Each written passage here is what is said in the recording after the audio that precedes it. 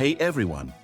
Today, we're diving into an important topic: how to claim compensation for flight delays in Asia. If you've ever been stuck at the airport because of a delayed or canceled flight, you know how frustrating they can be. But did you know you can actually get compensation for that hassle? I'm going to guide you through the exact steps you need to take to claim the money you deserve. So, let's start with some basic rules. Depending on the country and airline you're flying with, you may be entitled to compensation if your flight is delayed for several hours or even canceled. In Asia, different airlines have various policies, but they generally cover certain delays, especially when it's due to reasons within the airline's control, like technical problems or overbooking.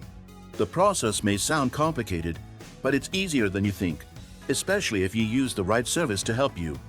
You don't need to handle the paperwork yourself or spend hours chasing the airline. There's a quick way to check if you're eligible for compensation and claim it fast. Here's where it gets simple.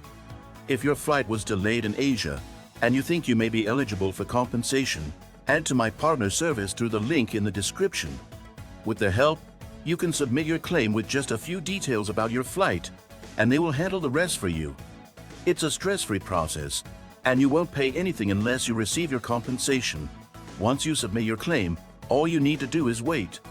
The service will negotiate with the airline on your behalf and notify you when your compensation is ready to be paid out. So, don't leave money on the table. If you've been affected by a delayed or canceled flight, follow the link in the description to check your eligibility and submit your claim. Don't forget to subscribe, hit the like button, and turn on notifications for more helpful tips.